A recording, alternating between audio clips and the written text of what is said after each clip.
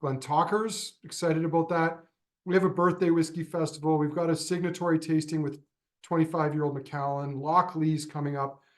I'm scrolling through all this because this is the one that Evan and I are the most proud of. We've got a Glen Garioch Glenrothes tasting where we put a single bottle of Glenrothes in a Glen Garioch lineup just so we could call it Glen Garioch Glenrothes, and then rip off the movie poster.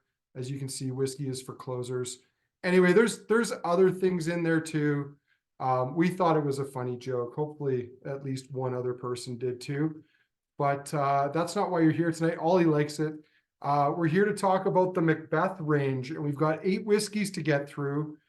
And yeah, this is Act 1. This is 8 of the 9 whiskeys in Act 1. We could have put the Glen Grant in as well, but that would have made this a much more expensive tasting. But we're lucky to be joined tonight. We've got Lily, aka Celine from Elixir Distillers, and Oliver Chilton, who's the whiskey maker for all things Elixir Distillers, including 2 distilleries now, or at least 2, one soon to be 2 working distilleries, maybe, and the Elements of Islay, Port Askeg, Single Malts of Scotland, and now the Macbeth range. So thanks for joining us, guys. Ollie, you are muted, so you'll have to unmute. What on earth gave you guys the idea to do a whiskey range based on Macbeth? So, well, it wasn't our idea. We were just stupid enough to say yes. So the actual concept was created by a guy called Alexis Burgess, who owns it's a design studio called Burgess Studios, and they do a lot of really high-end packaging projects for whiskey. So if you saw the one of one auction they've done last 3 years, he does a lot of the packaging for those kind of one-offs. And that was kind of his background. So he comes from this whole creating high-end packaging, and he was reading Macbeth, and he went, well, with all this study on whiskey, he goes, the whiskey industry is very similar to Macbeth in that it involves a lot of people trying to murder each other. Obviously that's historically, not now. I mean, we're not out trying to kill Ian MacLeod, although sometimes I look at Gordon Dundas and I think I could probably take him. And he thought, after Gordon's had a few pints, maybe. Yeah. Oh yeah, I can take him then. So he had this. He wanted to do a whole series of whiskies around Macbeth, every character from Macbeth. So the next thing he did is he sat down. And he said, "Well, I need to have artwork." And he'd been representing Quentin Blake for over 20 years. And for those that don't know, Quentin is the artist who did all the drawings for the Roald Dahl books. So at least in the UK, I mean, pretty much everybody grows up reading Roald Dahl, and the artwork is just iconic. You see it, you know exactly what it is, you know exactly where it's from. So he went to Quentin and he said, I would like to do a range of whiskies, and I would like you to draw all of the characters from Macbeth. And Quentin said, no, I don't do commercial work and I have no interest. And apparently Alexi said, you could draw them as birds, because he knew that Quentin really liked birds, which is why when you look at the bottles, they're all in the shape of birds. And Quentin said, I'll think about it. And then the next morning, Lexi woke up and all the art that is currently on the bottles, all the rest were done and on his desk. And apparently Quentin had woken up at 4 a.m. and just created all of the characters. So then Lexi has... And Ollie, I think just to clarify, not just for Act 1, a lot of drawings, which are worth a lot of money. For the whole 42 characters in the series, right? All 42, yeah, all 42 characters are done, are drawn. But Lexi, although he works with whiskey, he is a self-proclaimed, he's a whiskey enthusiast, but not an anorak. And he thought, well, I don't know enough about whiskey to put this together. So he found out that Dave Broom was obsessed with Macbeth, which is absolutely true. In if you ask Dave, he's got a performance of Macbeth on his phone, put together using Barbie dolls that his daughter did. Now his daughter's, I think, just turned 21, so that gives you some idea of his obsession with Macbeth and how far back that goes. And so he went to Dave and he said, look, I've got all these drawings. Would you write characters? Would you describe each whiskey as a character from Macbeth? And if you were going to do that, who could supply the whiskey? And as you guys know, there's not many people with a selection. You know, you are talking about independent bottlers, and then probably only, in reality, there's probably half a dozen companies that really had the stocks that you could look at. So Dave very kindly recommended us. In hindsight, I blame Dave for everything. It's clearly his fault. And we were sent Dave's descriptions of every character from Macbeth as if it was a whiskey. So it is, each description is, it's not as simple as saying, oh well, it's a whiskey from Glen Garioch, or it's a whiskey from. It has a description of a character, but in flavors. So, and as we go through the tasting, that'll probably become a little bit clearer, although it's pretty abstract. And we met with Lexi, and it was just such a beautiful thing. We very stupidly said, yes, we could do this. And since then, it's been, it's been a nightmare. I mean, who knew that complete abstraction of whiskies based on someone's writing and someone's drawings could be tricky. But also a lot of fun. It's a lot of fun working with Dave. It can be fun work, even when I don't want to strangle him. And we've got to do something that I don't think anyone else, frankly, would be stupid enough to do. So that's kind of it. It wasn't. Does that make sense? It's not really our idea. It's Lexi's idea with a lot of add-ons and development. That was a very rambling answer, wasn't it? Please bear in mind it's 11 at night. Well, it's a good starting You're point. just warming up. That's right. So why don't we start off with, I mean, we're starting with the first ghost, the 31-year-old. I'll put it up on the screen here, but why don't you lead us off? Tell us about the Cambus. Yeah. So as I said at the start, each bottling is a character from Macbeth, and the characters kind of broken down into different segments. So we've got the ghosts through the play.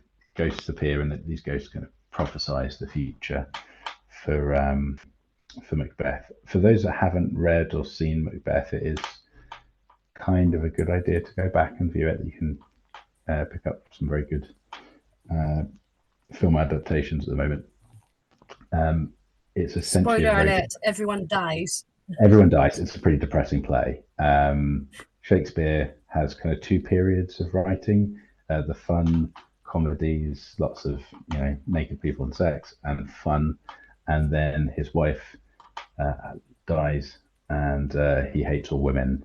No, sorry, one of his children dies. He hates all women, and that's the end of that. And everything's depressing. And Macbeth is definitely in the depressing phase. So it's known as the Scottish play, and as we go through these whiskies, it takes you through kind of the play essentially. So the first whiskey is the first ghost, the Cambus. So the ghosts they're not good or bad as such. They're more delivering information. So the whole thing with the ghosts was, one, they had to come from closed distilleries because they're ghost whiskies. And obviously Cambus is a closed distillery, it's a closed grain distillery. And with the first one in the play, Macbeth almost doesn't believe that it's there. So the whole idea was, could we find a whiskey that was, now Lily, don't get angry, it was ethereal. I can use that in Canada, right? I can use that word. Why aren't you allowed to use that word in the UK? You're right. I wasn't allowed to use it in Germany. They used that word and many other words in Germany, and obviously everyone was just like, no idea what he's talking about. So no, Canada is fine. Feel your boots. So we were looking for a whiskey that was very light and had this almost kind of evanescence to it. It almost disappeared off your palate. So the Cambus obviously has a lot of age, a lot of presence because it's been an old wood. It's refill barrels. And like all old grain, it's got a lovely kind of vanilla underneath it and sweetness.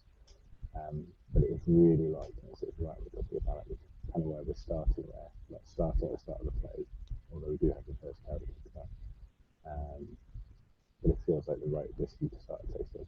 Is that Yeah, it's light, fresh. Hey, Ollie, just quick thing. I think your mic is not picking you up. That's a little bit light.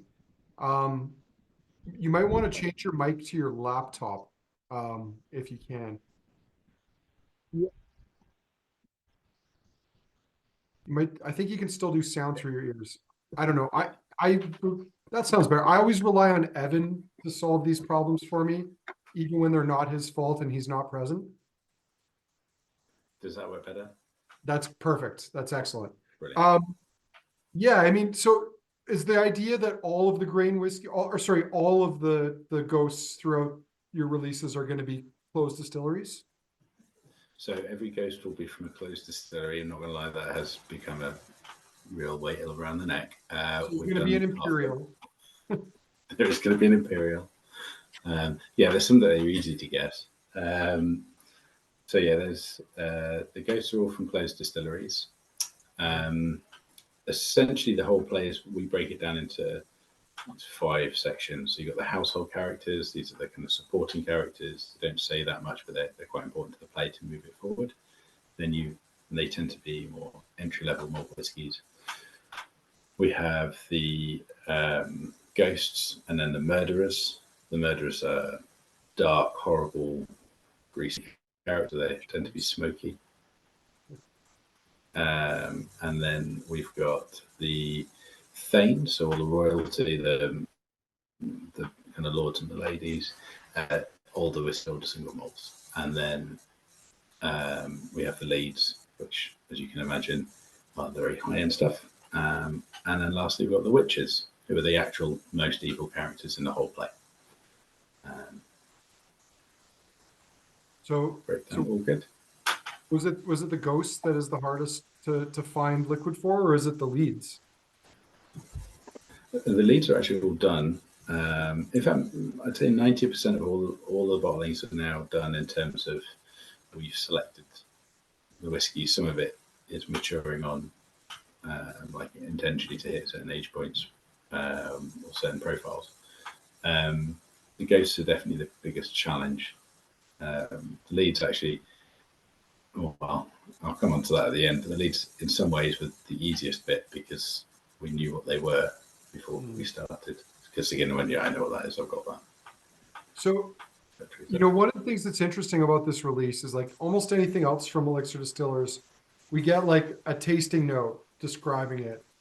But with the Macbeth series, it's more about the character and trying to make the whiskey fit the character. But as you said, with it being a bit ethereal, like there is something very light, fresh, fruity about this. This is a very elegant older grain, and yeah, it works beautifully. It's exactly what you would hope it would be. Yeah, so in terms of tasting this, as you say, the Cambus I think is pretty classic. There's a kind of waxiness to it as well. There's a body to it, but we don't write tasting notes for Macbeth. Dave has refused, and Lexi won't have them on any product sheets or bottlings, which has caused some upset. But it's just this is not the philosophy. That's okay. It gives me an excuse to beg for samples so I can write up my own tasting notes, which I've actually done for all 8 of the whiskeys we're trying tonight. Yeah, they've been lovely so far. So yeah, the Cambus is a great start. If anyone's got any tasting notes, comments they want to share, throw it in the chat. Comments about Ledaig. It's always a big conversation point. That's the place to put it.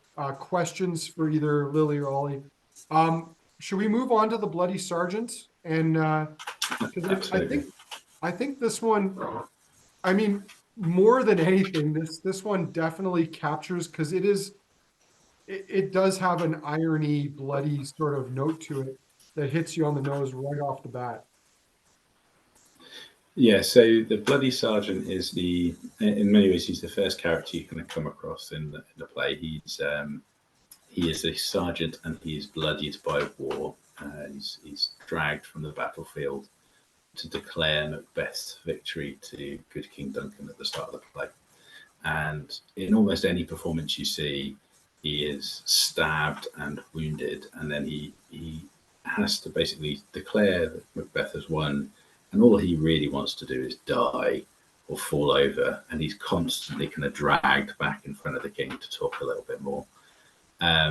So you have to, when we were looking for the whiskey, the description from Dave was that it had to be muddy and it had to be bloody.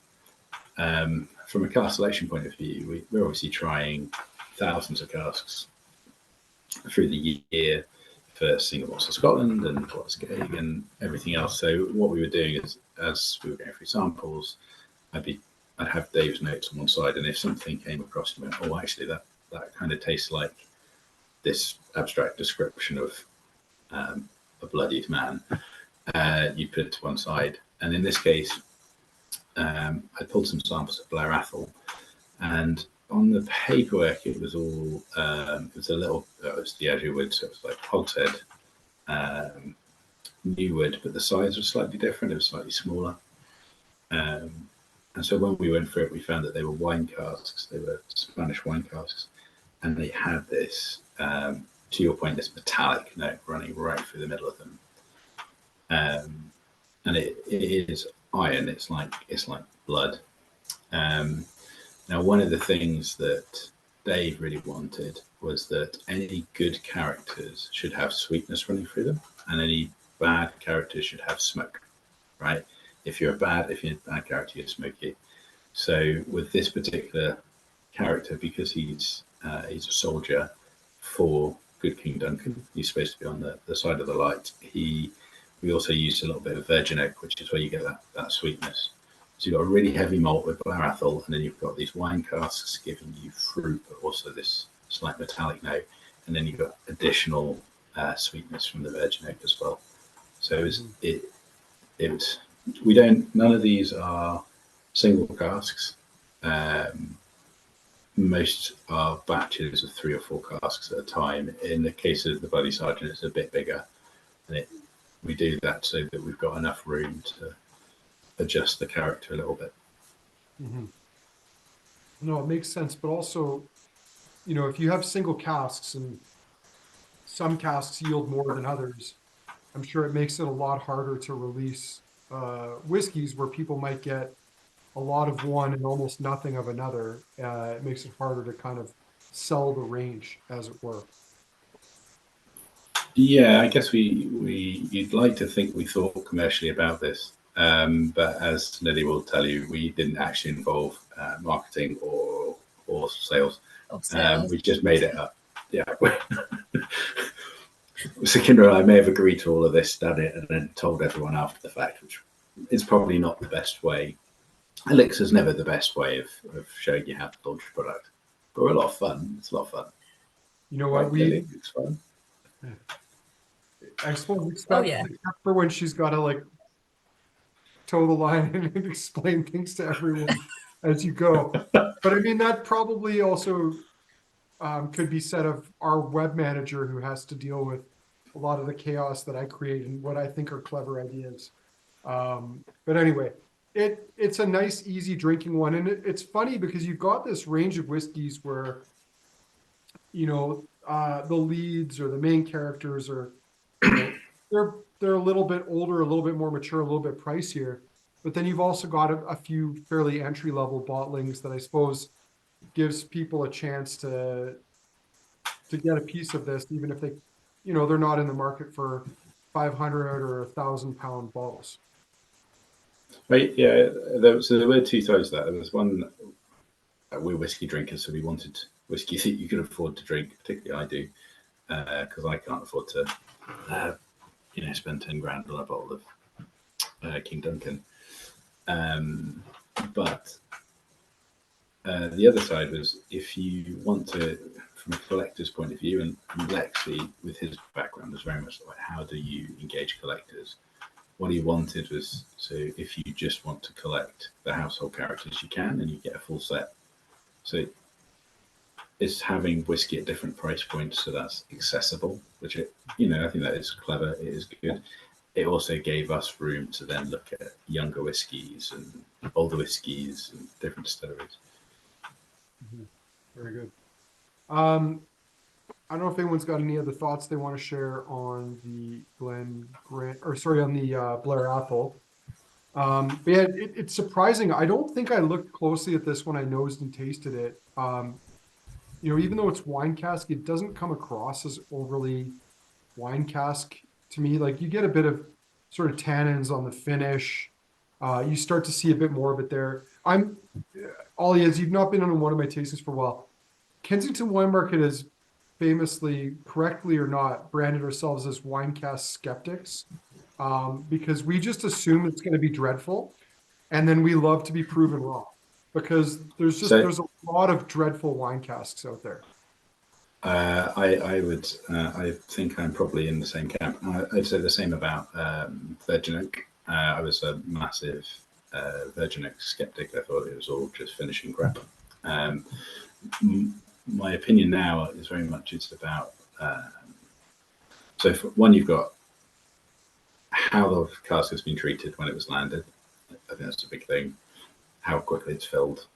All these things make a massive difference. But the other thing is how long you leave it. So I think Scotch has been inundated for some years with a lot of finishing to get colour, which I think is probably what a lot of us think of when we think of wine casks. This is full maturation.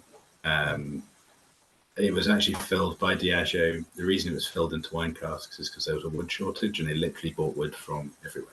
That was it, just buy wood. So it wasn't intentional that they weren't trying to build a flavour profile. It was, we need wood. This is wood. We will put whiskey in it.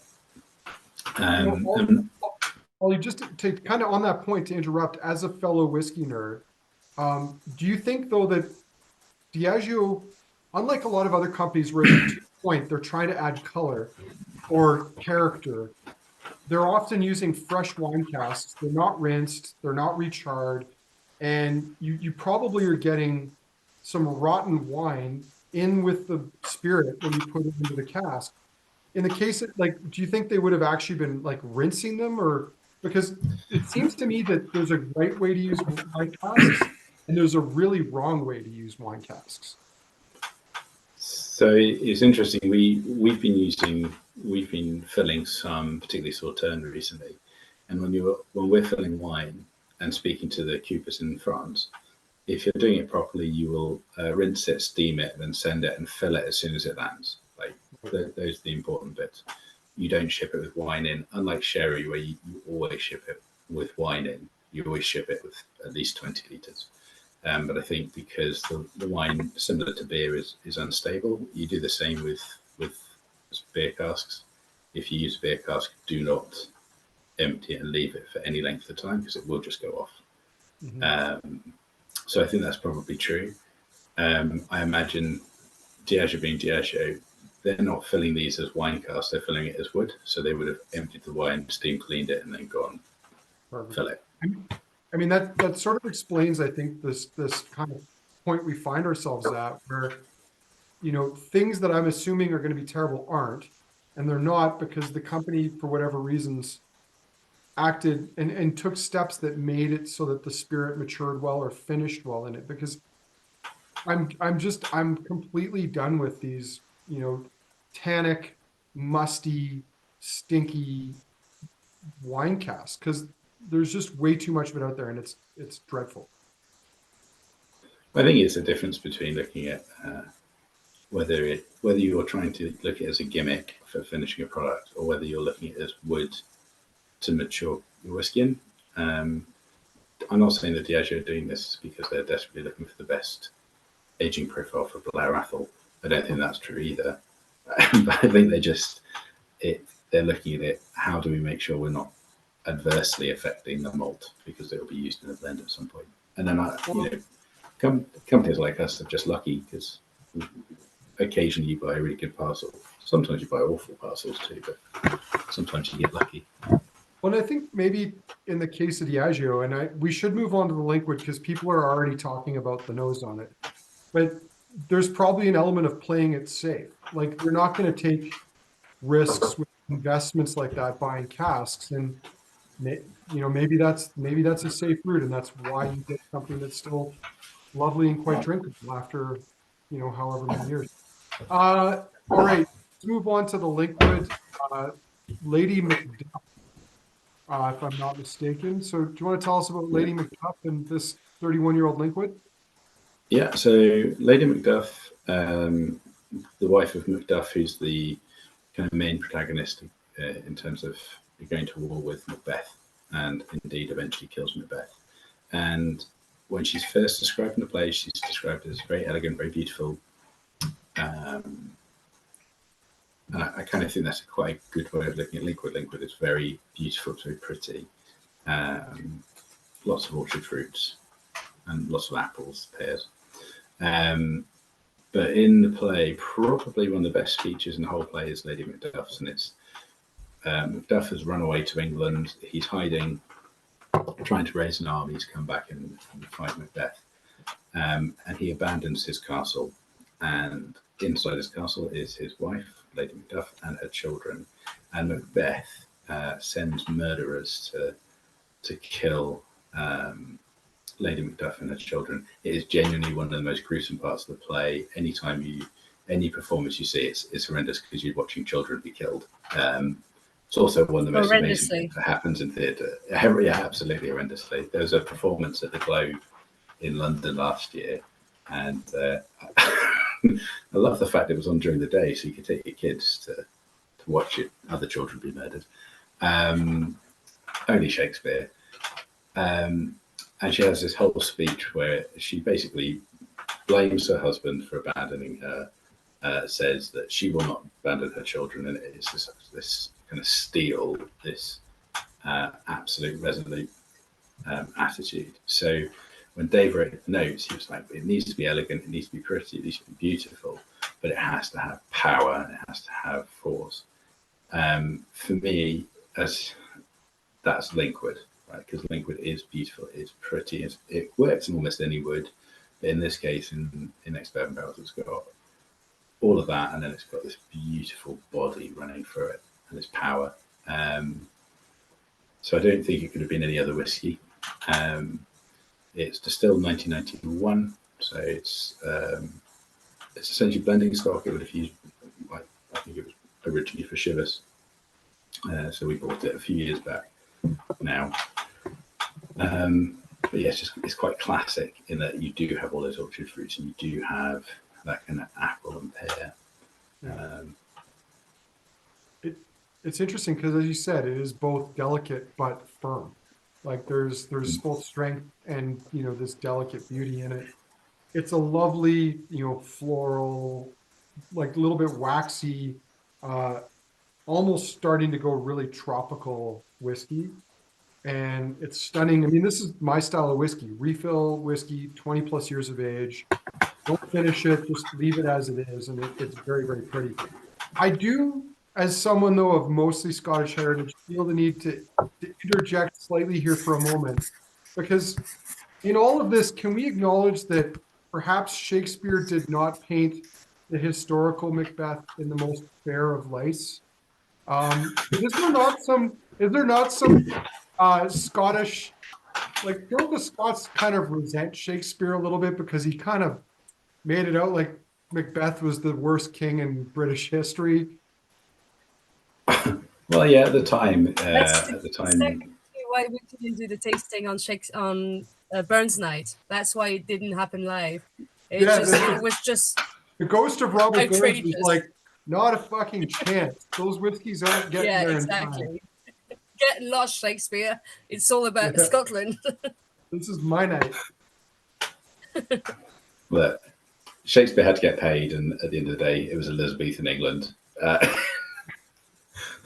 Hey, look, it's no different than, Fox News or MSNBC, like demonizing the other side of the spectrum. I get it. But it was funny because, like, you don't know these things. No one, like in Canada, no one teaches you about King Macbeth, but like I remember reading something a few years ago and people were genuinely a little frustrated because they felt he was getting a bad rap. Anyway, that's the sole point I wanted to make because the whiskey's excellent. So I'm not sure any royalty in the kind of 15th, 16th century could be considered particularly positive or good. I mean, they're not really benevolent leaders, are they? They do have a tendency to kill each other.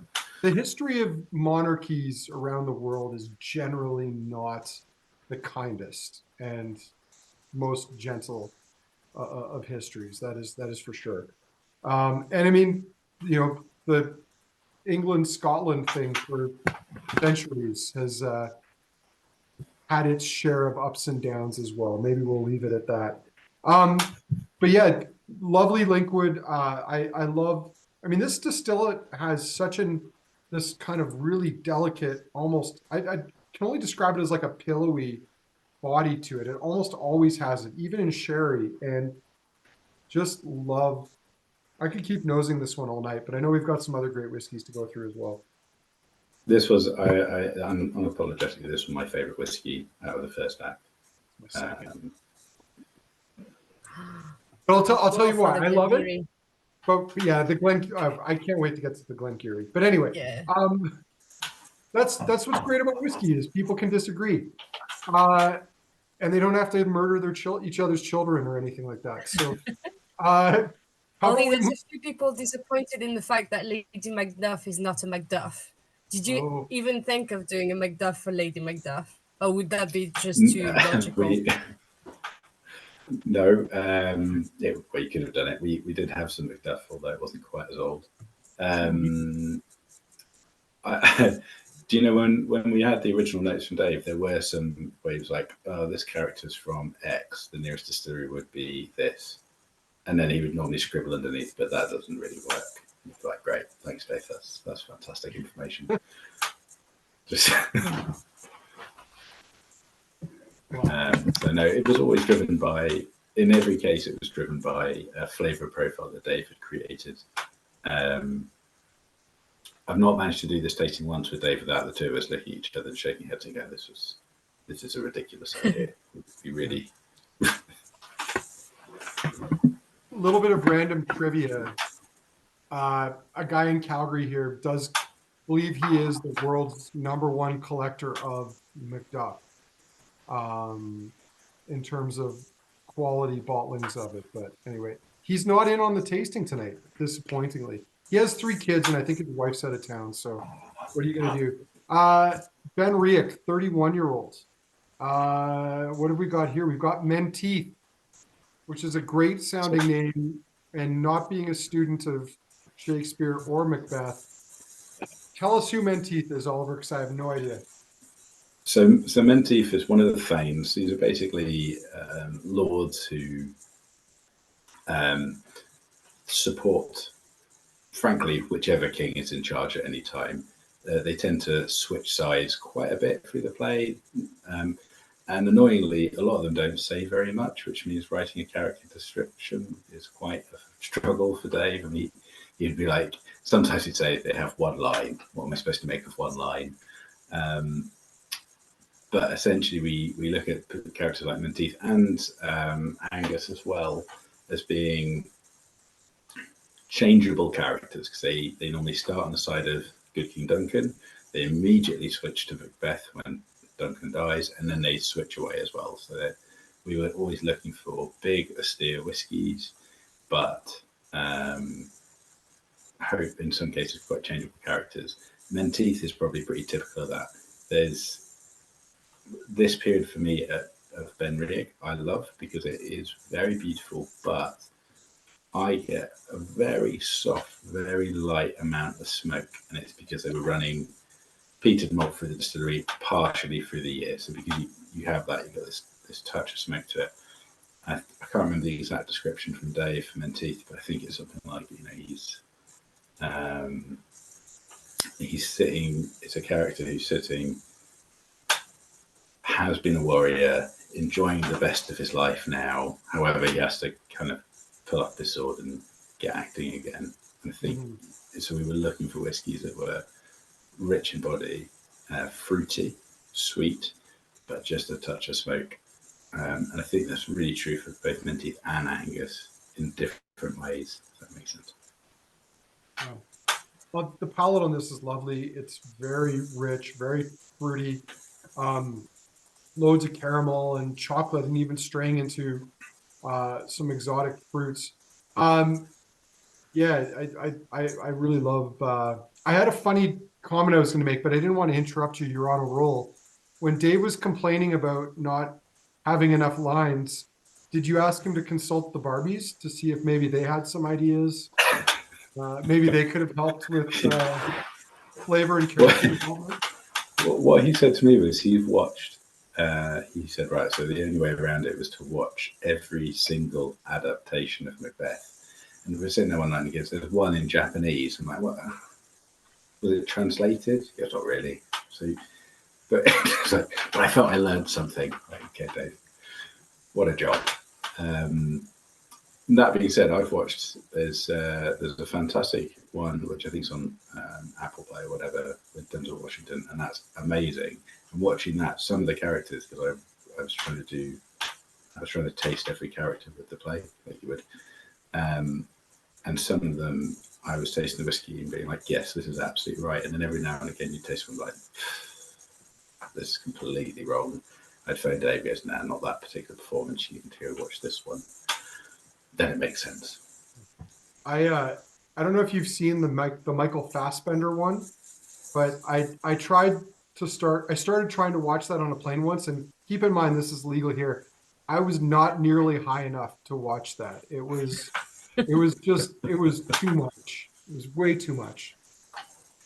But yeah, anyway, I digress. The BenRiach's lovely. I don't know if people have got any thoughts on there. So Ollie, like, this is not like would you say, is there a faint hint of smoke in here, or is it just like a bit of barrel char coming through? I mean, I for me, was these aren't first of barrels. First, the Glen Garioch, it comes almost like a very light wood smoke, and that's where it sits for me, just in the background, not big by any stretch. Yeah. It's lovely. Sean was commenting in the chat. We used to get a lot of great BenRiachs. We used to get, in the pre-Brown Foreman days, all their vintage single casks. We would usually do a tasting. Often there'd be up to a dozen of them. And it's a great distillate, great distillery, but sadly we're not seeing as many great ones as we used to from there. But it's I don't know. I'm trying to tread a fine line here, because I like the distillery and the people represented, but I kind of feel like they ruined it. So. Well, that's always the way. Watch this space. There might be some other BenRiach bottled by Elixir Distillers at some point in the future. I do look forward to watching this space. Well, nice. The BenRiach's lovely.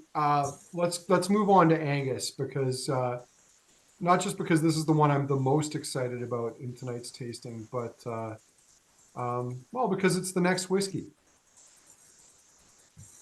This is, I find, and it's really difficult because we're all doing this at home, right? So whenever we've done tastings live for this is the whiskey that changes the most. Sometimes it's absolutely my favorite, and sometimes I sit there going, it's a bit tight tonight. It's a bit tight. It's all first fill barrels, so it's a bit more active in the sense of wood. And you're obviously early 90s, that change period for Glen Garioch from the 1980s, which I'm assuming you don't love, Andrew. We've never had that conversation, whether I think we have had that conversation. I'm not a soapy guy. I have more tolerance for it than some, but I'm not a pure apologist for it. Does that make sense? I like it in some measure. Yeah, like when you go into a bathroom and it smells of potpourri, and you can it's better than the alternative. Yeah, so this is Glen Garioch, just as Centauria are investing heavily in MBD and then eventually buying them. and they have that whole reduction in quantity and output, which obviously helps a great deal in terms of spirit character. But it's not peated, but it is really full-bodied. I actually really love this style of Glen Garioch because I think it's really fruit-driven and it's dense. It's got that density.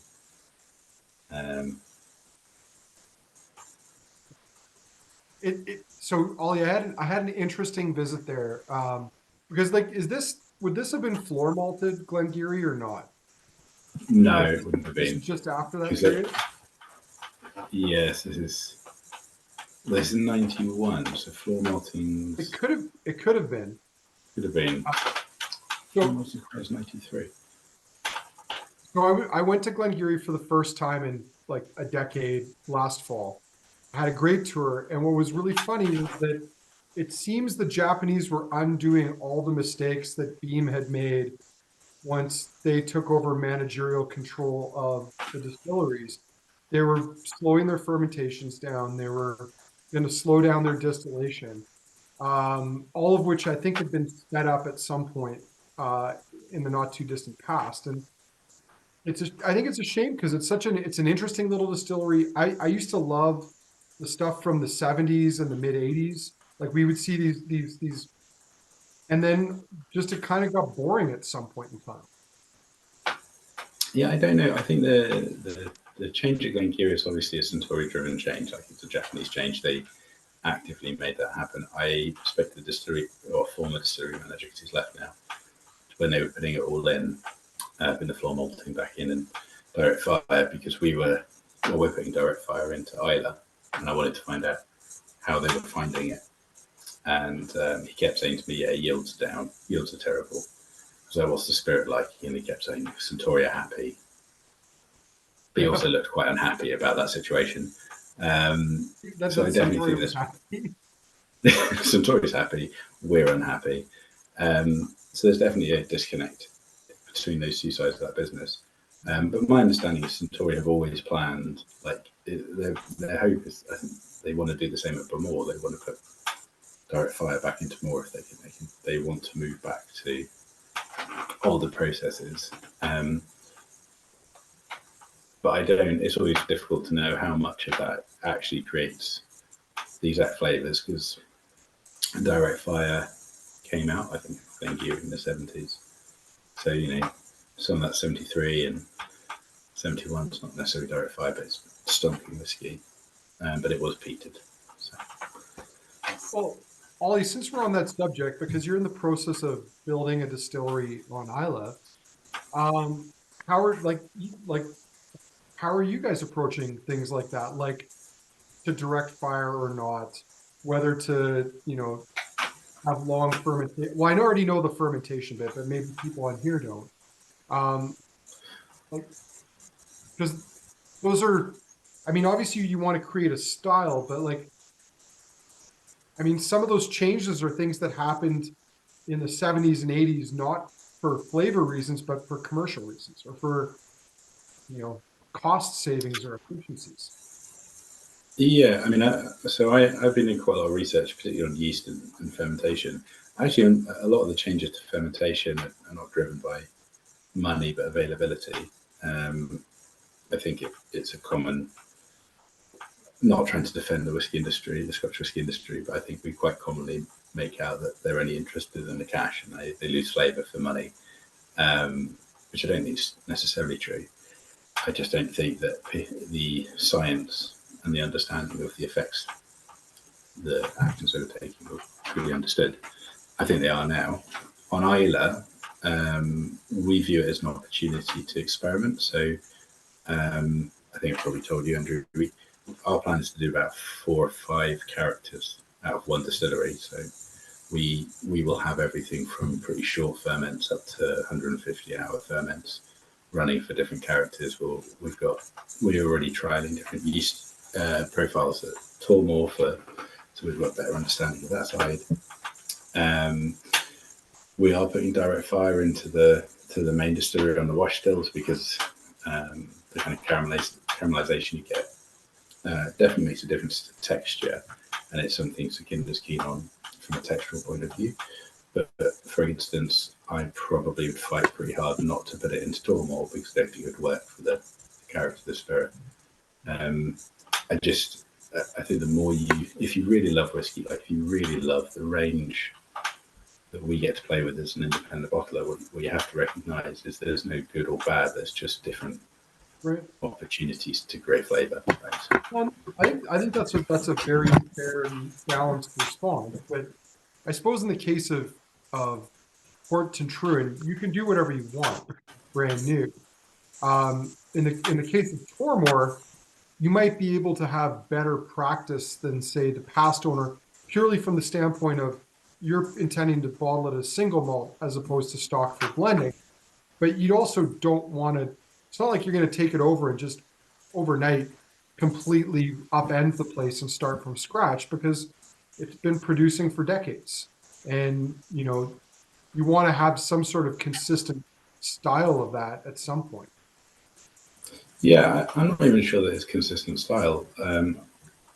I tell you, this is going to sound very whimsical, given the topic of Macbeth. It's probably in keeping. I came to the conclusion with Tormore, and this is over the last year of working with it, that you have a responsibility to represent your community and your culture. Now, Tormore was built in 1959. And when we took over, only had 5 operators. So the community had more or less died from that distillery. I mean, there were still people there. Our longest running operator has been at Tormore for 32 years, and his father was at Tormore for 27 years before that. Now, the main thing is the building is beautiful, but it's also completely batshit mental. Like the whole place is cracked. And to be completely frank, you take someone like Rod, who's been there 32 years, he maybe not beautiful, Rod's not beautiful, but he's definitely mental, and he's a lot of fun. The best example I can give you for Tormore is I was sitting with John Campbell, and John Campbell obviously worked, before he was with Allied, he did 6 weeks at Tormore, because that's what he did. And he said to me, you know, Ollie, I had 30 years at the Freud and 6 weeks at Tormore. He said, I've got 100 times more stories from 6 weeks at Tormore, because that place is a loony bin. So when you taste the spirit, it is beautifully soft and it's very, very light. It was always supposed to be a light spirit. The distillery is designed to make light spirit. But it has this backbone, this kind of nutty, walnutty backbone. And I think it's a representation of the complete lunacy of the place. So it's fruity, it's soft. As you're building the whiskey, you have to think, what are we trying to represent? And we are trying to represent the warmth of these people, people like Rod, who, you know, since the first day I came onto site, he's a big, bubbly ball of fun, and he wants to include you in everything you do. And he is asking questions all the time, not because he's a massive whiskey geek. He just, being part of making Tormore, is to have with it too. So I kind of think that it's not that you want consistency, but you are representing a community and a culture. You're building a community and a culture. So you don't want to ruin the things that are part of that. Does that make sense? He said to me once that in 2005, Chivas tried to change the spirit character, which they largely did, like looking back at the stocks. He said they changed everything. And I said, so what happened? He goes, we put half of it back and didn't tell the managers. And I think that's... Tells you all you need to know. So, yeah. Well, as I say, Point Truin's brand new. We can do what we like to a degree, but we still have to work in a community, building a community. Well, and you know, it's interesting because when Elixir bought Tormore, there was a lot of people, myself included, who were kind of excited about that, because it's sort of been this underappreciated workhorse distillery, much like, say, Glen Talkers or Milton Duff, Glenbergie, Linkwood, and saw some potential there. I mean, I've had lots of great Tormore from refill casks in its 20s, and I absolutely adore that style. So yeah, it's interesting. It'll be interesting to see what you do with that moving forward, but there are those of us who are excited because we have faith. I think we need to move on to something younger because we've gone down a little bit of a rabbit hole here. Let's move on to Ardmore now. Ollie, I should say I should qualify my biases here before we get started. And I did like this, but I'm a bit of an Ardmore. I don't want to quite say skeptic. That's not the right word, but I'm wary. I'm Ardbeg or Ardmore wary. This is a distillery that doesn't always nail it for me. So, well, I think that's probably fair, right? Because Ardmore's that it's the almost not quite forgotten beam distillery that makes filler for pretty teachers. forgotten. And yeah, and when they did really, I don't know if you guys had it in Canada. I remember they were doing like a 25-year-old OB for 50 quid or something stupid a few years ago. And you're like, why? I find Ardmore really interesting because it is smoky, but it's often quite green. It's got this greenery to it, this herbaceousness. The Ardmore we've used here, we've used essentially two different types of wood. So some of it is aged in ex-Lefroy barrels, so it's got that slightly more phenolic, more Islay peat running through it.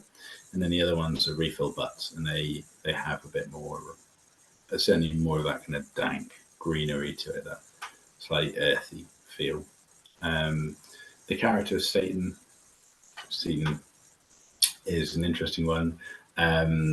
Whenever I'm asked which character in Macbeth I am, I would always say Satan. I'm the endangered servant to Secunda. I don't really have a choice. You just have to follow along. You don't get to leave. But he's basically the armorman for Macbeth. And in some plays, he's a murderer. He's pretty evil. And in some plays, he's clearly being like, I don't really want to do all this, but I don't really have a choice. So we wanted to make a whiskey that was smoky because he's with Macbeth, definitely on the bad side, but it has to have sweetness as well. And yeah, I think the kind of herbaceousness gives a sense of confusion. Does that make sense? Hopefully not in terms of what you're tasting, but it gives a sense of confusion in terms of the character. So that's why we ended up with Ardmore. So it wasn't complete peat or smoke. It's not completely dark. It's got that sweetness as well. Ollie, I've got your next Poor Decision branding whiskey program lineup. The Gladiator movie, but with dogs. Yeah, done. Talk to the artist. I'm sure he'll have drawings by the morning. I want to do a comedy. Can we not do a comedy? I just want to do a comedy. Comedy would be good. That'd be better after Macbeth. We need a bit of comedy. What about a Dumb and Dumber? Redo Dumb and Dumber with something. I don't think Quentin Blake would be up for that one, but maybe we can find a different artist. It's good Ardmore. What's that? Sorry. Well, I was going to say, who's the other cartoonist? The one who does all the pictures in the papers. That's what we need. Or the person who does Dennis the Menace. Would love to get to do a bottling with just Dennis the Menace. Yeah. So the Ardmore is lovely. I find Ardmore often very barnyardy, and I think that's why I struggle with it. Sometimes it's good, but sometimes it's not. And this has got a nice balance to it. It does interestingly kind of have the profile of something that's feels a bit maybe overwhelmed, and it's doing the best it can, but it's like drinks well, and it's trying to be easygoing. Just like saying, trying to be over easygoing, but sadly stabbing a child. Because you were told to, and it was the 15th century or 13th century or whatever century it was. It was a long time ago. It was a difficult time.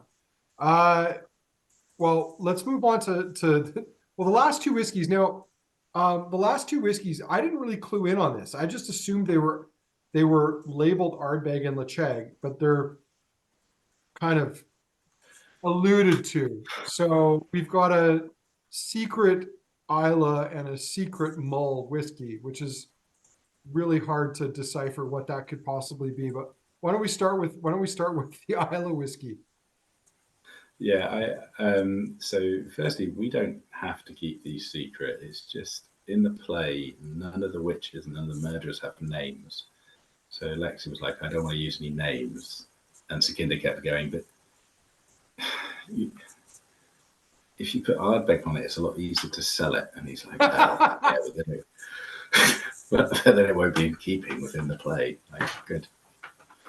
Hence the reason I say this is all utter madness, and we really should step away, but it's too late now. Between Alexi and Dave, it sounds like there's a little too much what was it, artistic artistic control. There's not enough commercial control. Too much artistic limitation.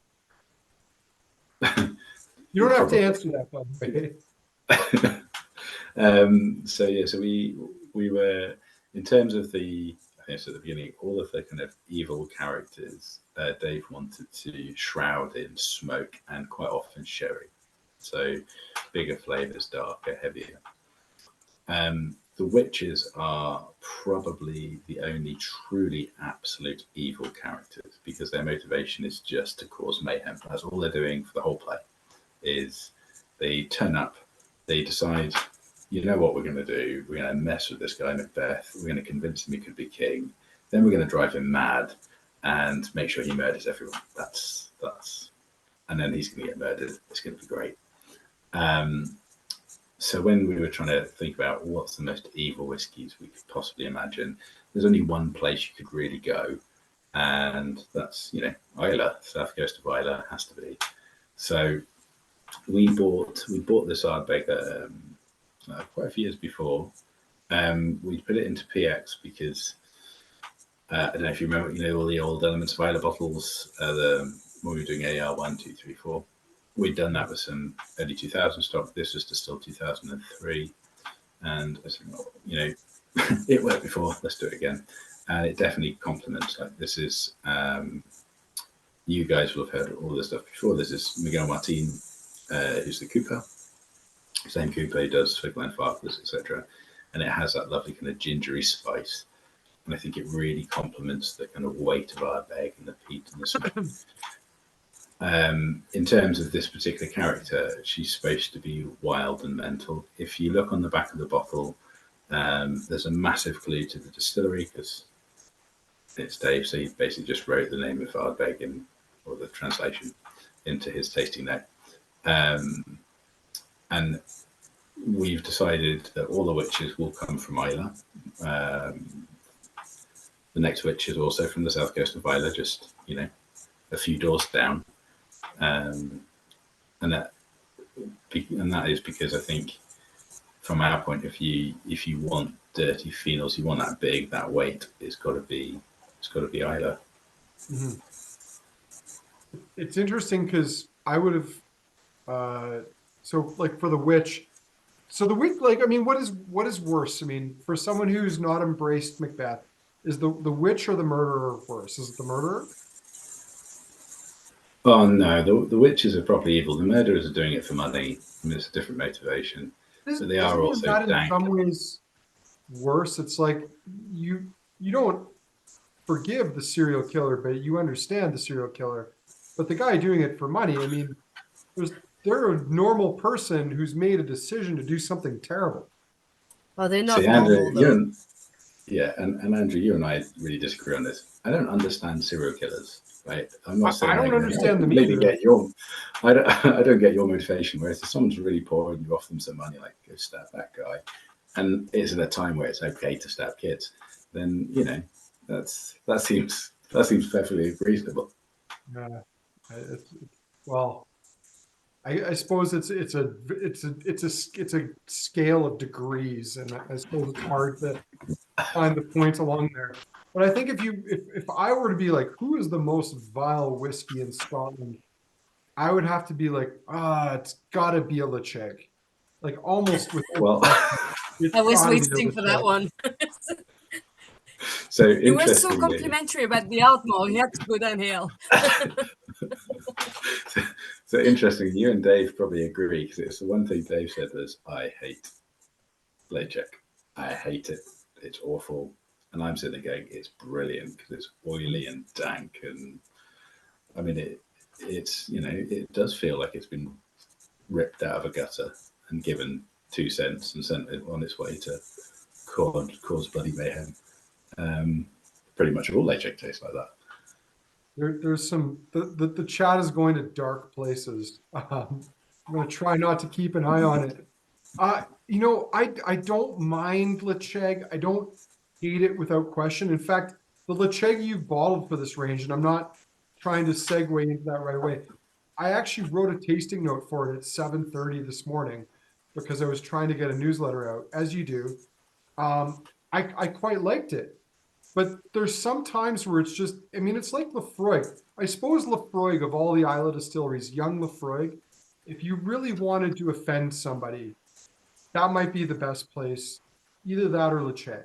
But with time cures all ills. And so I suppose in some ways, like, you can't have something old and like dreadful at the same time. Like it's going to mellow and it's going to soften with time. Yeah, I mean, also, we don't want to bottle bad whiskey. But that would not make the project work. I mean, some Ledaig fans would disagree with you, but, you know. So I love Ledaig because it's similar to Lagavulin. I love the fact they're like the anti-geek distilleries. You know, you sit with a whiskey geek and they're like, oh, it's going to be long fermentation, and you've got to have, you know, shortcuts. You don't want too fainty, and then you go somewhere like Ledaig and it's like, yeah, short ferment, long cuts, lots of faint, fuck it, lots of body. Who cares what wood we put it into? It's oak. It's gonna taste dirty and great. You're gonna love it. And sometimes that works. A lot of times it doesn't. But anyway, there's room to disagree. I as I said, I admire. But I like this Ardbeg. I think it's a nice bottling. Again, to me, it's almost mind-blowing that, like, Dave didn't want it to be known as Ardbeg, so it's like it's a secret. But we'll write it on the back label. So anyway. Should we move on to the Ledaig? I think people are already ahead anyway, so this is the 8th whiskey after all. So the Ledaig is refill barrels, and it is spirit forward, all of the filth of the fare that you'd expect. But I think, as you say, it is older, right? So some of that filth does drop off, and it does become a little bit prettier than maybe it once was. Unlike our murderers, who feel like they probably got uglier as they got older. But one of the big things was, could we find whiskies that were really weighty? We also really wanted whiskies to come from the Isles, because in the play, these murderers are brought in from outside. They're not local characters. Macbeth goes out to find these people who are not known, who are going to be going off to do foul deeds. So we've tried with the murderers. We've tried to use whiskies from different islands, so they're coming in away from the mainland, and plus you usually have some pretty good hunting ground there for. I think someone's got Ardmore in the chat. 100% at some point will be a murderer. So basically, Macbeth is like the organized crime of the 13th century, because right now we're dealing with that with, like, it turns out if someone gets murdered by organized crime, they're not from Alberta. They brought somebody in from Quebec or BC or Manitoba to do the dirty work. Yeah, I mean, Macbeth only murders one person on himself, and that's King Duncan. And then he completely breaks down, freaks out, and his wife has to fix it for him. She's a proper lunatic, by the way. And going to be a beautiful whiskey. So is that a problem from a feminist perspective, though, that all of a sudden, like, that she's the bad one in the two, but, like, he's the king? Well, it's. I think, as I was saying, it is really interesting. We went around the globe, and we're hearing the history of Shakespeare, and it is so easily broken out into. He was really pissed at his wife when he wrote this. It was just, Shakespeare was an angry man, and you can actually track the point at which he hates women. just through how bad, like all the bad characters are women, the witches are women, Lady Macbeth's a woman, and it's all like these are bad people and they're mental. I'm trying to keep my voice down. My wife's upstairs. I can feel it's going badly wrong. Anyway, the Ledaig's got a nice nose to it. I like the palate. I think it's a lovely whiskey. It's and I think partly is because it's both dirty and clean at the same time. It's on the clean side of dirty. Like PG-13 or No, it's like, I don't know, maybe it understood the rules, that there was like guidelines in which it needed to stay within, and so it's decided to stay within it. just murdering the old guy, not the child on the back of the horse. Well, There's again, a scene. This character, he comes in this scene, and it's an iconic scene. It's amazing, and Banquo, who was Macbeth's best friend, is riding out, and he's looking up into the sky, and he says down to this man he's never met, he says, looks like rain tonight. And the first murderer says, "Let it come down," stabs him. And it's, I can't help but look at that bottle, and that's what I see, is the big fat guy stabbing. that was like, that was where, you know, like how in CSI, the redheaded guy with the sunglasses would always have his line, and then they would cue the music. Like, I think you would do that scene, and then, you know, cue the Who, pump out the music, and go from there. I promise I we'll be feel like doing we that could- the next tasting for sure. You should do that as like a marketing video. Yeah, definitely. So can we employ you, Andrew, to help us do the directing on the Elixir Distillers version of Macbeth? Ollie, I would love to just understand that. Yeah, my ideas sometimes might go to slightly, I don't want to say dark places, but unusual places. I mean, this because is that's where my Shakespeare. I sense of don't humor think you leads get. So how far away, just out of curiosity, are we from the Act 2? When do you expect Act 2 to be rolling out? I think at the moment we're probably looking at early 2025. I think originally we were saying late 24, and actually all the whiskies are selected for it, strengths are fixed and everything else. Packaging has been an interesting journey, to say the least, with Macbeth, because we've been dealing with, we're working with an absolute perfectionist, which is great, who's never done a project on this scale. It's a guy whose most of his jobs are stuff like working with, he did all of the Crazy Macallan Ledaig boxes. And you're like, great, could you do 10,000 bottles? He's like, more than one. I see what you're saying. So it's definitely created some interesting problems from a pack point of view. So at the moment, I think it will probably go into general sale early 25. Okay. Is the plan. Nice. All right. So I know it's late where you guys are. We like to do what we call the speed round. I know Sean's still with me here. Sean, you don't want to do speed round? You don't want to, you know what? Yeah, he's like, yeah, he wants to do. So we like to go through the whiskeys once, but then see how they change and evolve in the glass. And this is now purely about the whiskey and not about the character. I don't know if Harmony looks like she's gone. Evan, are you still there? Did you disappear? Do either of you guys have these? Do you have these in all your? I mean, I know it's late. I don't expect you to be drinking. I only have three. You only have Yeah, three. I have all of them. I think I heard Evan there at one point. Yeah, I'm here. All right, are you gonna speed round here? Sure. All right, so Evan's in. I gotta find you because I can't. You know, it's the ADD thing. I need to see. So there you go. I've got you up. Sean, you're in. So Yeah, I'm in. real quick here. Starting with the Cambus. First impressions. Go. Sean. It's lost some of its kind of more fruitier vibrance that I got at the beginning. It's really, I mean, I don't know. It's very much says what it is now after sitting for a while. Older grain. Evan. Yeah, I agree. I like the grain is just full on the nose right now, but it does have a bit of the fruit and tropical still coming through. it has tightened up, but it's clean, it's pretty, it's elegant, and it's somewhat ethereal. All right, Bloody Blair Athol, thoughts, Evan?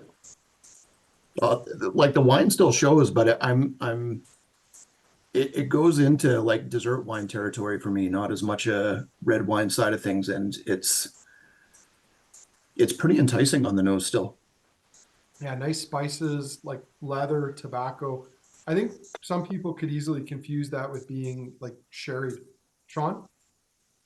Yeah, it remains that like just very, very, very lightly touched malt without too much interaction or interference. I think Evan's kind of right on with that slightly dessert wine character. Okay, cool. Linkwood, Sean, since we're with you. Oh, I love this dram so much. It's still so beautiful on the nose. Like I had highest hopes for that Glen Garioch, like even as you mentioned, but it's still showing so beautiful. Like the clear white lifesavers, a little bit lychee pear. Oh, wonderful. You're on Team Ollie on this one, it sounds like. It's something else. Yeah, Evan? Yeah, I totally agree with the lychee note, Sean. It was very dunnage driven when I first tasted it on the first round, but it's so soft and fruity now, and just Andrew said pillowy when we were going through it, and I totally agree with that. Linkwood, when it's great, is always pillowy. So, Ollie, do you have the Linkwood in front of you there still, or is that one? I do, yeah. I've got the Linkwood. I've got a tiny little pretty one. My plain dram. You can have some. That's the important thing. If I'd known, we would have made sure that you had a sample of each. But anyway, next. No, to be fair, I could have. I mean, I have them all at the office. I went to drink a load of cognac this afternoon, so I was limited on how many bottles I could put in my bag. For me, I 100% agree with the lychee. Particularly almost texturally, it's got that kind of weight, almost lychee juice in the tin. And I do get a slight metallic-y note to it, just a tinny note, not in a negative way, just in the background, almost minerally. Does that make sense? It's almost minerally. That is probably the best non-Gordon MacPhail Linkwood I've ever had. So, which is pretty high praise because they bottle the best. I mean, they've got so much of it; they have to bottle the best. But it's absolutely like gorgeous, elegant. Sean, BenRiach. The nose came across like super creamy, rich, like creme brulee dessert, which is weird because you can't always smell cream, but it really did kind of give that slight fatty like note. Honey Nut Cheerios. Yeah, fair. Even like with the bowl of milk and everything, for me, I mean, like it really is that real kind of creamy. Kevin?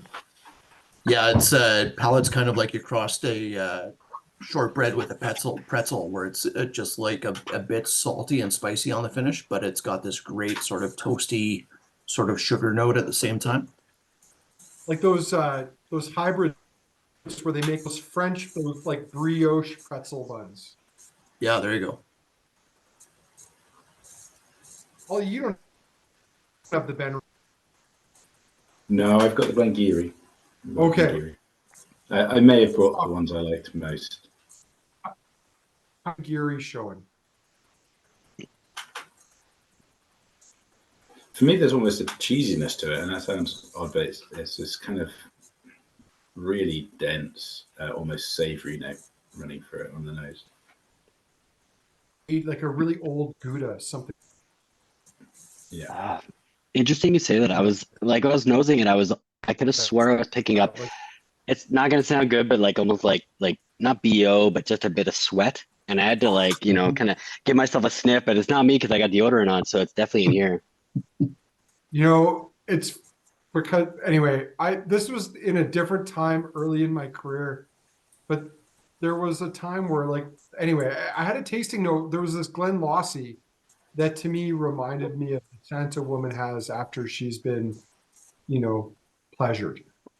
Like it was like sweet and also kind of sweaty at the same time. And there goes our YouTube audience. These things aren't monetized anyway, so whatever. And we don't talk, we don't go into dark places like FWP, things that shouldn't be brought up anymore. We're Oh. trying to be responsible. Dude, the palette on the Glen Garioch is like it's better now after sitting for a little bit. It's spectacular on the palate. I love the nose on the Linkwood. I could nose that all night. I want to drink that Glen Garioch until I fall asleep. It has this sort of this fantastic sort of dichotomy between being really tightly wound and lush and fruity at the same time, and it kind of goes back and forth for me in a really cool manner. All right, Ardmore. Evan, why don't you start us off, because you are our resident Ardmore, I don't want to say apologist. That's not the right term. Appreciator? Yeah. Appreciator, sure. We'll do appreciator. Yeah, it's kind of gotten away from a bit of the breakfast dram notes, but it's still like full on like grain driven for me in a really cool manner. And yeah, still has that pancakes and syrup and bacon note, which I get on Ardmore a lot. Ollie, was this Ardmore contaminated with ex-Lafroig casks or not? Yeah. So I mean, I haven't got it in front of me. I have always found it to be a little bit more phenolic than a lot of Ardmore, certainly the older Ardmore that we've had. Mm-hmm.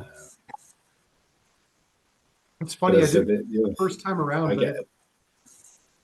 Sorry. No, go for it.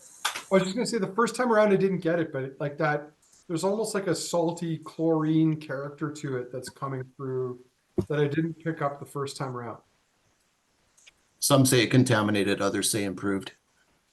I meant contaminated in a sort of sarcastic way. But no, it's interesting, and I think I clued in that like a lot of Ardmores we've seen have been ex-Lafroig casks. It's not all that surprising, but yeah, it works for this, and maybe that's one of the reasons why I like it. Sean, thoughts? So on the nose, it really screamed even from the beginning, and also now as it sits, it starts to gain this small layer of sulfury notes, not like cask sulfur, but spirit sulfur, like I mentioned in the comments earlier, like the Banff Springs, where it's a natural sulfur hot springs. I still get some of that, which it's actually more nostalgic than unpleasant for me, for sure. Yeah, that's about all I got for it right now. Like even as it sat there, that's really like the first and foremost that came in. Sure, my speakers cut out, and I heard bed springs when you said that, which I thought we were going all the way back to the bed springs. Sean, what were you talking about? Yeah, this is a dram where it tastes like, or noses and tastes like you got to put quarters into the bedside just so it starts bumping for you. Ollie, do you have those in the UK in small towns where you go to the hotel and you can put quarters in the bed to make it vibrate? No, but I have watched dodgy American films and been like, that looks right. They are mostly in America and presumably Saskatchewan, but I can't really the ladder there. I smoke in bed. What can I say? There you go. Ollie, do you have the Ardbeg in front of you? I do, yeah, I do. How's the Ardbeg faring after? I mean, and this is for an unnamed distillery with the name on the back of the bottle that's sherried and 19 years of age. It's quite lovely. I mean, it's tonight. It smells like Ardbeg. It's the most typical Ardbeg. And sometimes I found with this, it is very cask heavy. Tonight it is very distillate driven. You've got that coal smoke, slightly orangey citrus thing running through it. The thing that Georgie used to say to me is heartburn in a glass, because that's what it gives her. Although it doesn't give me heartburn, but it just feels really Ardbeggy. If that makes sense. Yeah. Heartburn, interesting. Evan, Ardbeg. It's kind of got this barbecue meets coastal thing going on for me on the nose. Still quite a bit of like fresh grain notes in there for something of that age too. it's like the Ardbeg Yuga Ale, if anyone ever let it grow up and become responsible and get a job, maybe a mortgage. Although at 19 years of age, that's And pretty young. then dance around a fire half naked, chanting. Well, you gotta let Yeah. it. You gotta let loose every once in a while. Yeah. 19-year-old Ardbeg goes to Burning Man. Yeah, exactly. But everyone's like, you should see him on a weekday. He's like so responsible. Sean, thoughts? I'm finding the at least like I don't know, very kind of oceanic, and I'm actually getting a lot more fruit now than I was getting before. You're mentioning kind of cask heavy. I think Oliver was saying a little cask heavy, but not necessarily like super winey. It's almost like a recharge something, cooked fruit down with a little bit of that. Almost like if you're melting chocolate and you forget about it and it starts to burn, almost like there's this weird like fruity artisanal burnt chocolate tone. Like something that maybe you go to at a small barista who's doing something unique with coffee that no one else is doing. Yeah, maybe. All right, let's go to Ledaig. Evan, this is your like, if you could have a whiskey love child, it would be Ledaig. Yeah, it would be. It would be the first murder. It's still pretty grain driven, but it's got this gorgeous, like, especially now after it's opened up, combination of citrus meets chocolate on the nose. Some really nice steep tea notes in there as well. Don't quote tea unless you're like specifying what type of tea leaf is Jeff's in on this tasting, Evan. Yeah, I need maybe Jeff will hate me for this, but maybe it's like blonde roast at Starbucks is what I'm going for.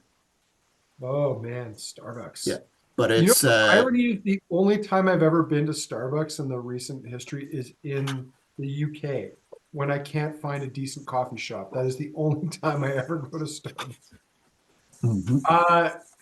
Sean, Ledaig.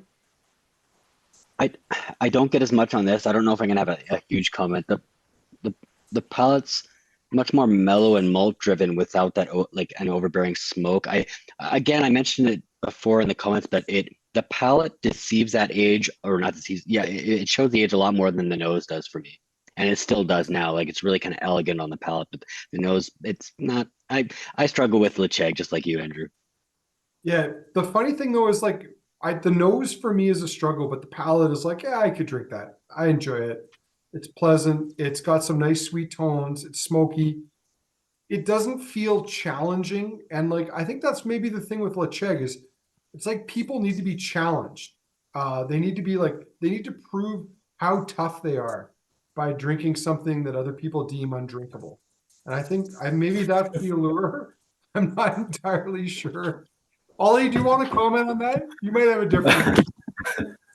Yeah, I mean, I've always said I think some people, Andrew, just need a bit of filth in their lives, and you just need to accept that and get on board. Would Ledaig do extremely well in Japan? Because is it about repression? Like, are the people that crave Ledaig extremely repressed? Yeah, Ledaig is my Catholic background speaking out, just screaming for attention.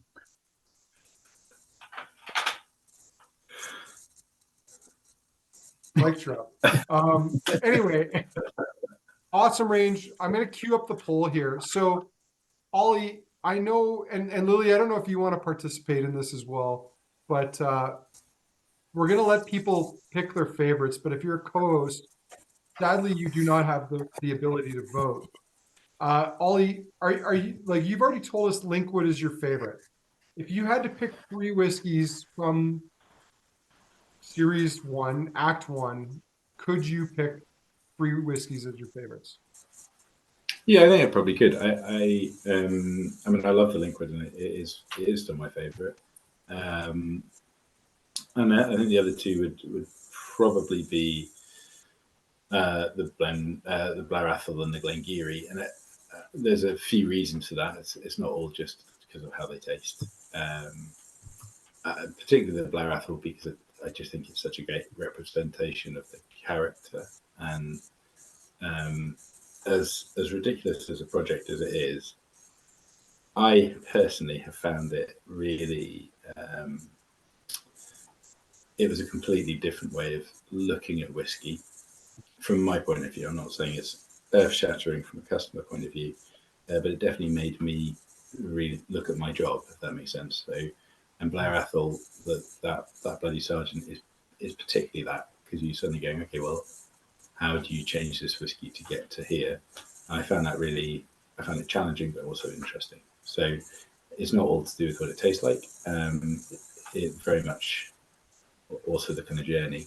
Whereas the Glen Garioch is more because I love that changeable distillate. I think it's really interesting. Yeah, no, I don't disagree, and you've done very well. One more idea for you before I ask Lily for her favorites. Recreate the Ben Stiller and Owen Wilson Starsky and Hutch in whiskeys with cats.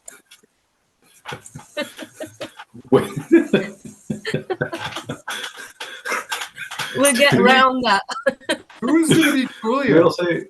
What do we also distiller have to represents Coolio or the iguana?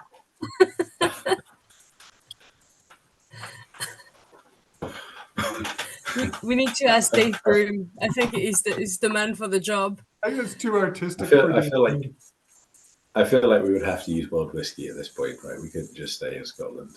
I think maybe the man for the job on this is actually Billy Abbott, not Dave Broom.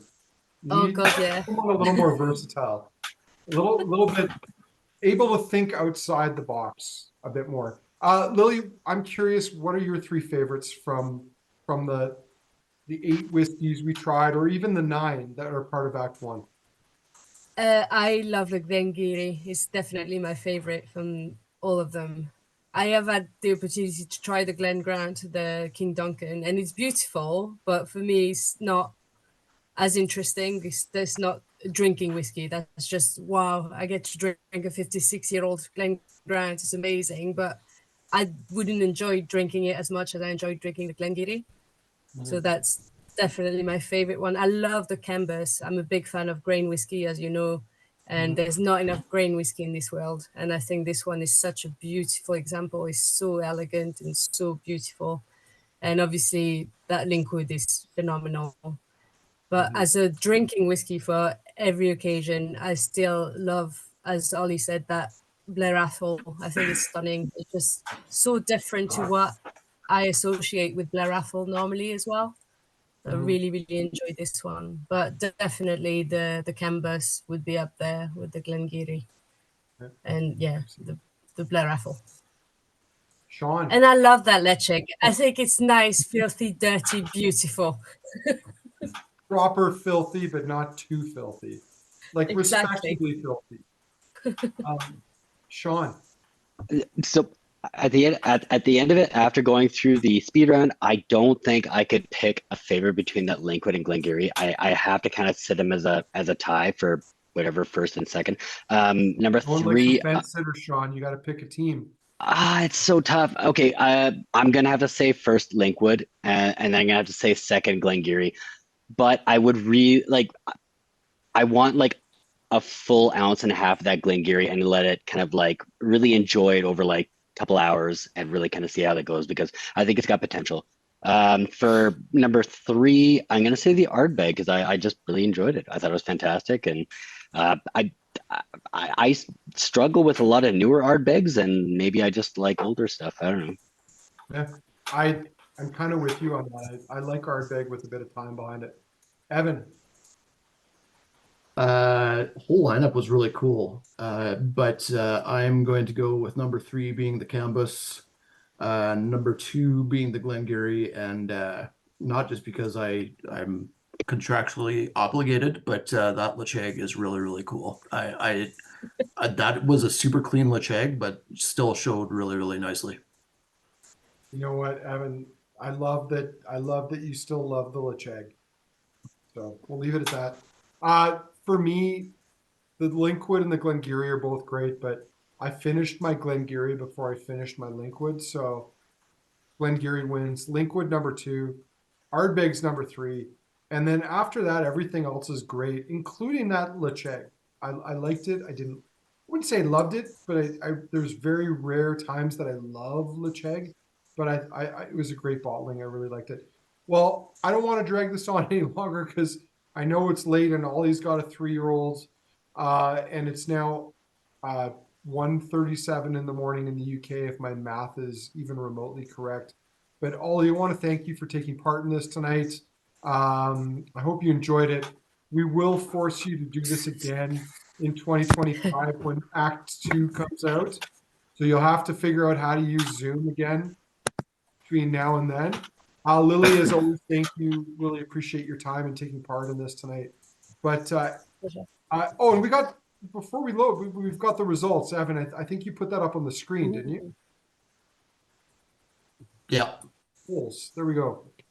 So the winner tonight, Ollie, you'll be happy about this. The Linkwood edged out the Glen Garioch. Menteith BenRiach came in third. And then for second favorite, did Menteith? No, it was Ardbeg came in third. Menteith fourth. For second favorite, Linkwood BenRiach tied. So Linkwood appears to be the clear winner tonight. No, Ardbeg. Ardbeg won the second. What am I saying? Linkwood, Ardbeg, Garioch. I think that's roughly where we're at. And Evan, you didn't add a third cheeky question, did you? Yes, I did. Oh, you did. Oh, favorite Macbeth character, first murderer, or I also choose Ledaig. Wow. And shockingly, that ended up a 50-50 question. Anyway, Evan likes Ledaig. We forgive him for that. We know Ollie likes Ledaig too. Thank you, Ollie. Thank you, Lily, for taking part in tonight's tasting. Harmony, Sean, Evan, thanks for taking part as well. I hope everyone enjoyed it. All the bottles are available through the shop, including the Glen Grant if you're feeling a little spendy.